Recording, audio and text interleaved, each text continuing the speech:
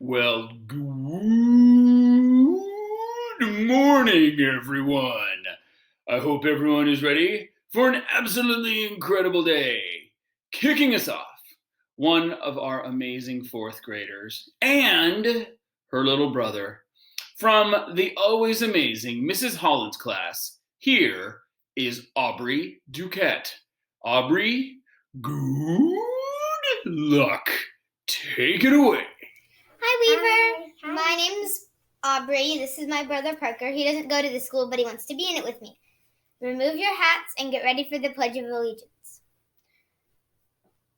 I pledge of allegiance to the flag of the United States of America and to the republic for which it stands, one nation, under God, indivisible, with liberty and justice for all. Bye-bye. All right, so since we're in the month of February, I wanted to just kind of share a couple of really cool things that are going on. First off, as you know, our focus for the month is on this, confidence.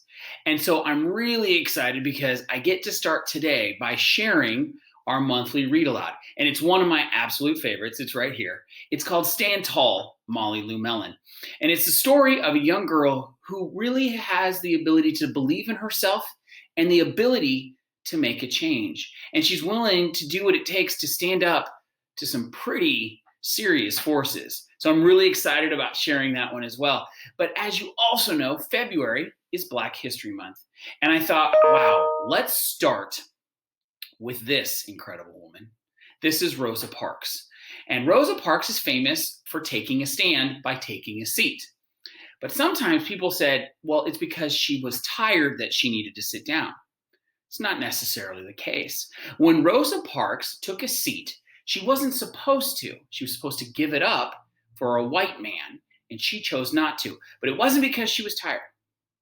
She had a lot of confidence in herself to make a change. She had courage as well, which is a key part of confidence. She knew that she could make a change and stand up to some pretty tough forces. So I want you to enjoy this video that gives you just a little bit of an introduction about Rosa Parks. And I encourage you to learn more about each of the different individuals that we'll be sharing over the course of the month and find out more about their story and how they were able to impact some pretty amazing change. So I look forward to reading this and sharing this all month long. I hope you have an incredible day, and I look forward to seeing how you do amazing things.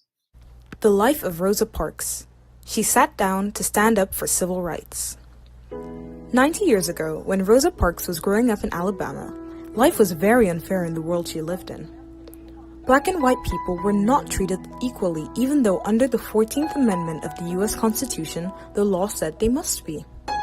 Instead, the government came up with a trick called separate but equal, which meant that people could still be segregated by race and skin color. In bathrooms, in shops, in restaurants, and at drinking fountains. Not very equal, right? Rosa Parks was born on February 4th, 1913. Her mother was a teacher and her father was a carpenter. When her parents separated, she moved to Montgomery in Alabama to live on her grandparents' farm. From there, she had to walk to school. Only white kids could use the bus. When her grandmother became sick and needed care, she was forced to quit school and look after her.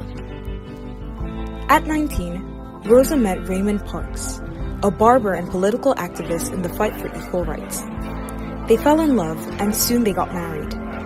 Now, with his encouragement, she went back to studying and finished high school. At that time, less than 7% of the Black community graduated high school, so Rosa already stood out from the rest. After graduating, she settled into married life and took on a bunch of jobs, like doing laundry, mopping hospital floors, working in domestic service, and sewing and repairing clothes. Through her husband Raymond, Rosa got involved in the important work at the NAACP, the National Association for the Advancement of Colored People. Soon after, she started working as a secretary at the office in Montgomery, Alabama. She was busy investigating cases of racial injustice.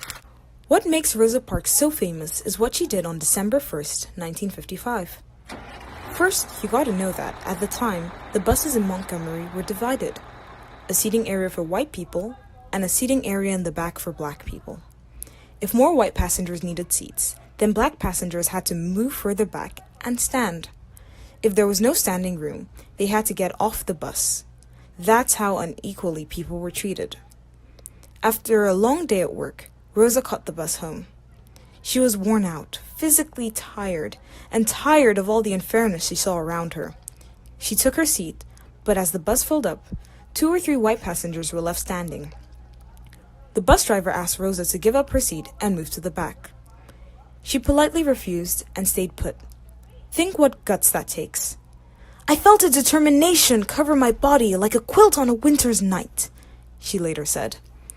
The driver called the police and she was arrested and put in jail. On Monday, December 5th, 1955, the day of Rosa's trial for disorderly conduct where she was found guilty, the black community of Montgomery were organized, determined, and ready to act with a peaceful protest.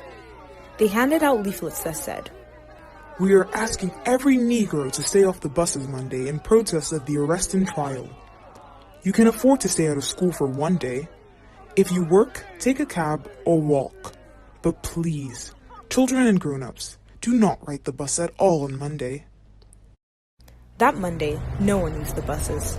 Everyone stuck to the boycott. People organized car sharing. Cabs charge only 10 cents for a ride, and a lot of the 40,000 people just walked. Do you have any idea how long they kept up the protest? 381 days. That's more than a year. Imagine how tough that must have been. Their victory came a year later when the Supreme Court said the segregation on public transport was against the law. Rosa Parks devoted the rest of her life to the fight for equal rights.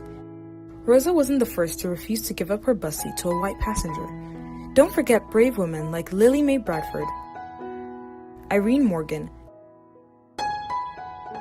and Claudette Colvin, and other activists before her who did the same.